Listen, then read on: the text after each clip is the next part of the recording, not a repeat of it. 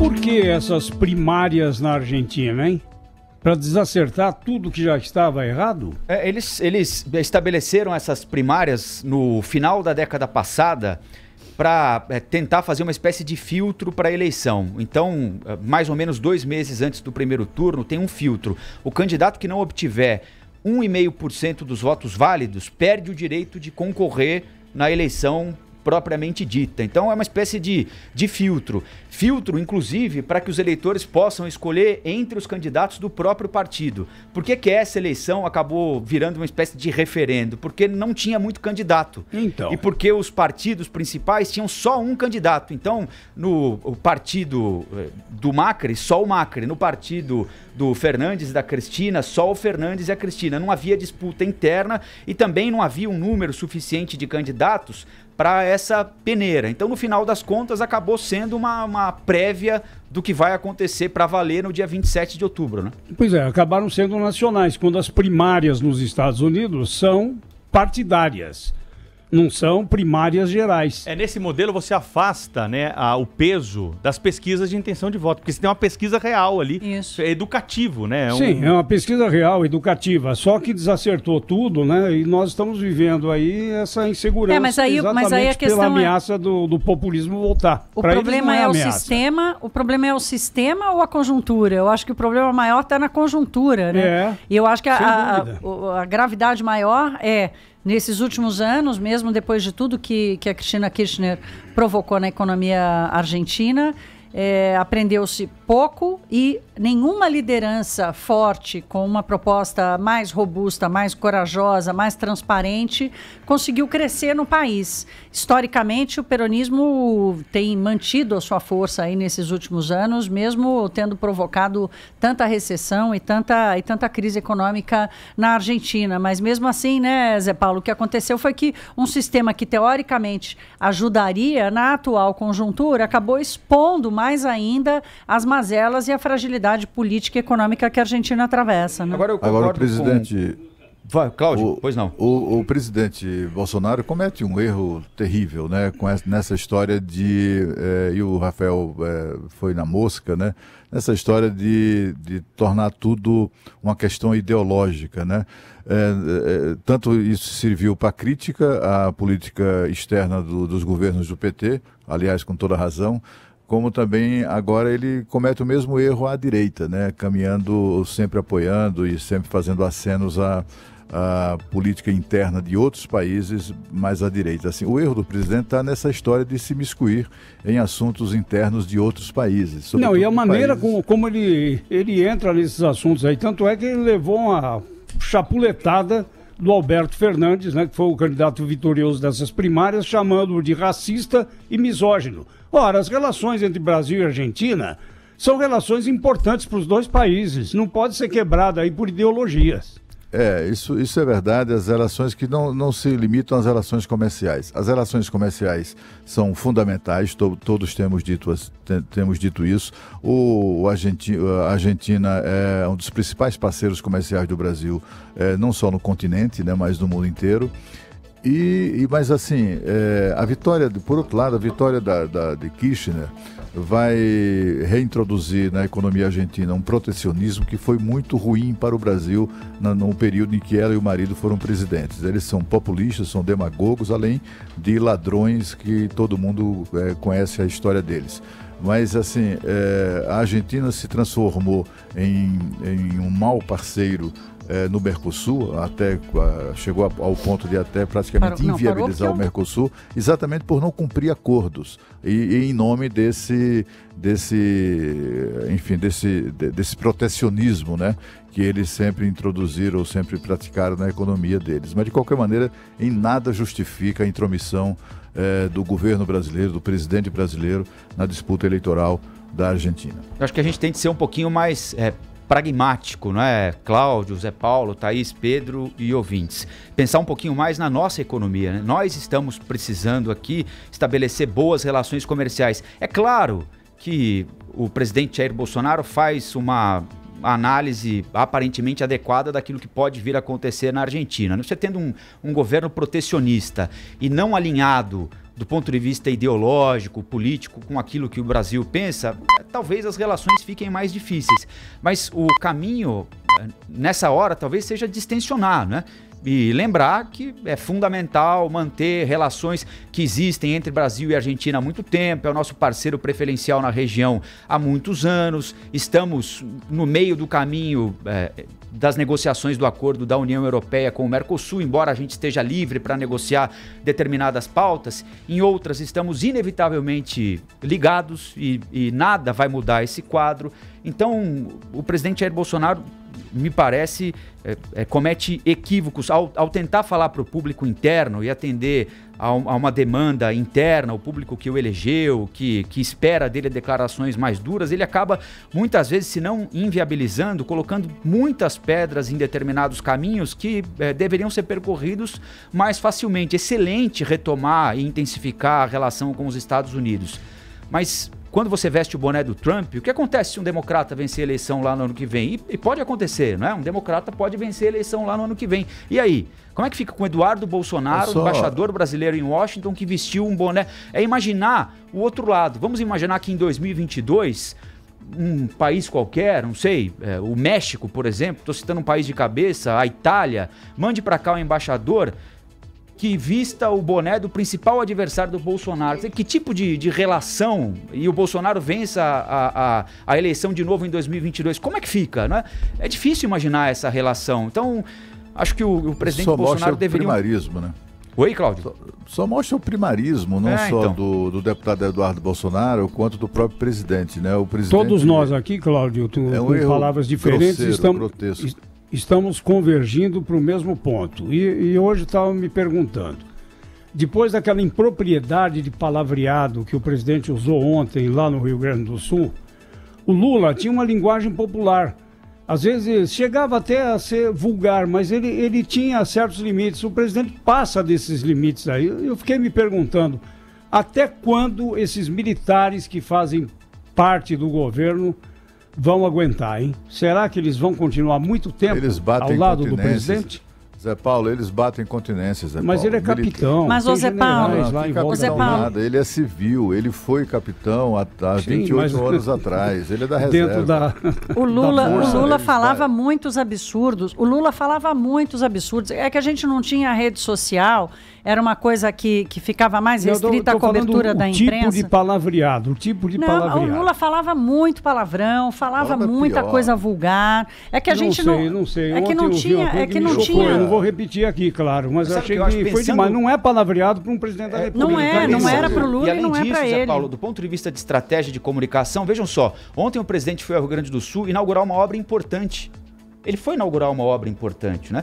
E aí, quando ele dispara uma série de impropriedades, usando um vocabulário chulo, aí fala, de novo do sistema digestivo, agora dos índios, e não sei o quê, e começa com isso, com aquilo, ele acaba tirando atenção para a obra importante que ele foi lá inaugurar, né, de recuperação de uma rodovia, de prolongamento de uma rodovia que está sendo feita pelo Exército. Inclusive ontem no Jornal da Band nós mostramos a matéria da importância que aquela obra tem para o Rio Grande do Sul, do Exército. O comandante da região inclusive lembrou na entrevista que deu ao Jornal da Band, olha, para o Exército não tem domingo, não tem feriado, nós vamos trabalhando e mandando bala. São mais de 60 obras que o Exército, obras em estradas que o Exército está tocando pelo Brasil, e aí, né, a coisa acaba se perdendo, porque quando o presidente fala uma frase dessas, é inevitável, né, Cláudio?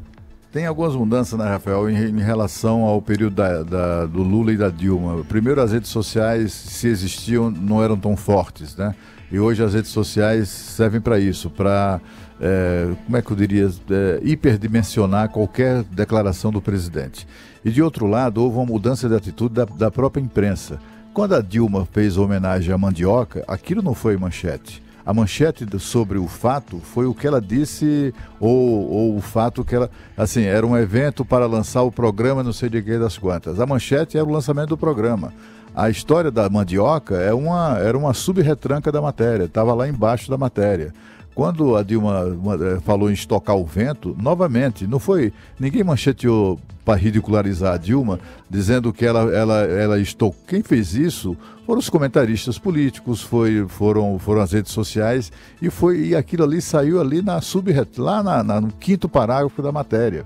Hoje não, hoje qualquer coisa que o presidente diga, aquilo ali é transformado em manchete, né? O cocô que o que aumenta a responsabilidade do presidente, né, Cláudio? Eu acho que aumenta mais a responsabilidade. Ele paga um pouquinho pela história, né? Porque ele sempre foi um cara que deu declarações muito duras quando era deputado. Então, as pessoas esperam flechada vindo dele, né? Mas ninguém prestava atenção, né, Rafael, quando ele era deputado. Porque ele era baixo clero. Agora ele assume a cadeira da presidência.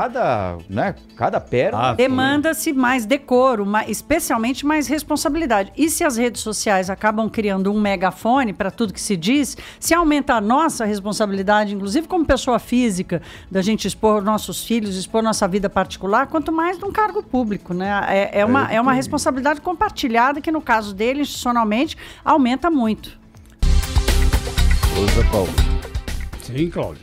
Sobre a linguagem do ex-presidente Lula, não era muito diferente, não. A questão é que nós todos éramos mais tolerantes em relação a isso, né?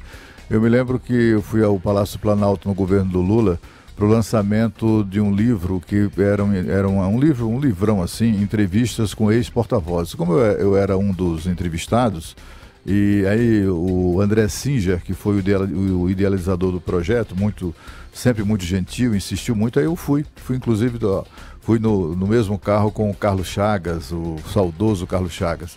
E a gente estava lá no lançamento do livro, uma coisa solene mesmo, né? Direito a discurso, fotografia, etc. E aí você percebia a relação, tinha uma relação moleque ali entre o presidente e o seu entorno ali, né? Os seus principais ministros, os assessores, etc. O presidente ficava fazendo gestos obscenos para esses caras, né? Sabe aquele negócio de dar dedo? Ele ficava dando dedo para um, para outro. E ele ali sentado não era propriamente uma mesa, né? Era aquelas cadeiras, né? Tem um painel atrás e tal, enquanto alguém discursava, e era o Sarney na ocasião, ele ficava lá se divertindo, fazendo gestos, e assim com absoluta segurança de que aquilo ali não ia ser fotografado, não ia ser registrado. Eu mesmo hoje eu me arrependo profundamente disso, mas eu mesmo naquela ocasião eu fiquei com vergonha de registrar isso. Mas, Cláudio, a gente estava ponderando aqui... Como é que se registra uma coisa como essa? A gente estava ponderando aqui... Se o Bolsonaro, né, Thaís, se o Bolsonaro faz isso hoje, aí ninguém perdoa, a começar pelas redes sociais. Não, mas eu acho assim, a gente estava ponderando aqui, porque eu que trouxe o ex-presidente Lula à tona, ele falava muita bobagem em cima, não tinha a rede social, e acabou que não deu tempo de eu fazer a ressalva, mas está longe de ter o grau de vulgaridade e de repetição que o Bolsonaro tem tido. E não é só por questões assim do dia a dia, que era uma coisa mais coloquial, mesmo sendo muito vulgar do ex-presidente Lula, o Bolsonaro faz comentários absurdos com relação a trabalho infantil, com relação às minorias, sabe? Então, ele avança para temas que são muito mais delicados, e aí a gente cai naquela história da responsabilidade, né?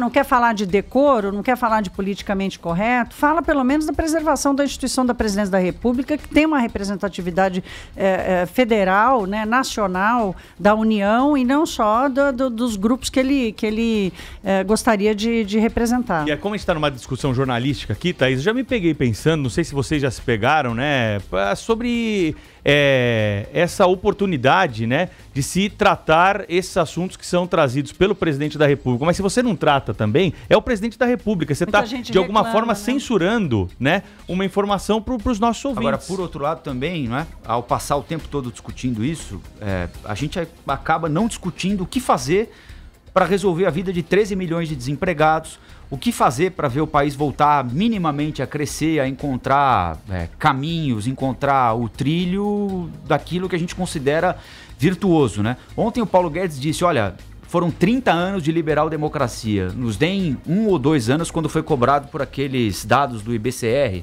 que a Thaís trouxe ontem pra gente, né? Então, eu acho que é preciso encontrar um meio termo aí, porque o presidente não vai mudar, não é?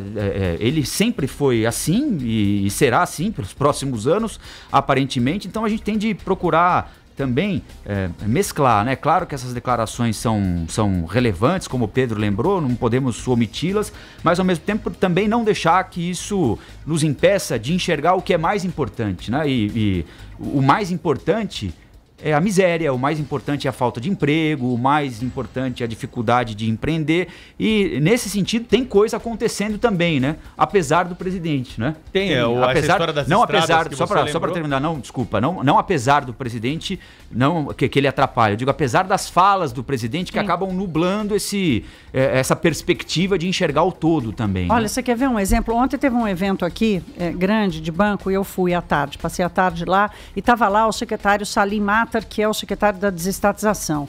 Ele tinha 20 minutos para falar, ele passou 15 detonando os governos passados, né? E pedindo também, a gente ainda tem 3 anos e meio para consertar o país depois de 30 anos. Essa é uma ressalva de quem defende muito o governo Bolsonaro. Depois de tudo que foi feito, tudo bem, não tem problema, mas é o seguinte, os caras estão há 8 meses no governo e não conseguem avançar, se perdem na própria agenda. Então, não há tempo. A gente dá toda a paciência do mundo. Nós, especialmente quem acompanha a economia, sabe da velocidade dos processos, que tem uma série de dificuldades, inclusive dentro do próprio governo, da burocracia e tudo mais. Agora, a condução da agenda se perde tanto na retórica quanto na prática da apresentação das soluções. Então, aquela história do Fundo de Garantia, por exemplo, é um exemplo disso. Então, já não dá mais para ficar falando de herança maldita, como Lula, por exemplo, ficou muito tempo. A diferença é que quando Lula falava de herança maldita, o mundo estava bombando, as commodities estavam bombando, a China crescia 12% ao ano e comprava tudo do Brasil. E a casa estava totalmente arrumada, a gente não tinha mais inflação, nem nada. Né, hoje a gente tem 13 milhões de desempregados, a gente tem um rombo fiscal gigantesco, impensável, e o mundo não está mais crescendo como antigamente. A gente tem uma outra conjuntura. Mas a gente precisa lembrar que também houve algum avanço, né? É preciso lembrar também que hoje temos 13 milhões de desempregados, eram 14 milhões no governo Michel Temer, e ele herdou todo esse aí fazia na verdade, sentido. O governo do qual ele fazia parte, que era o governo Dilma, acabou legando esses 14 milhões de empregados. Hoje tem 13, são 13 milhões de pais e mães de família que não têm a dignidade do emprego. Isso é uma coisa urgentíssima, todos têm razão quando reclamam providências urgentes. Mas é preciso lembrar que temos uma reforma da Previdência praticamente aprovada, temos uma reforma tributária encaminhada, temos a PEC da liberdade econômica, que também foi um dado importante, que vai ser votada hoje. Quer dizer, apesar do presidente, como diz o Rafael, apesar dessa verborragia incontrolável do presidente, alguma coisa tem avançado, sim. O Brasil está melhor hoje do que estava há 8 meses, eu não tenho dúvida disso, né?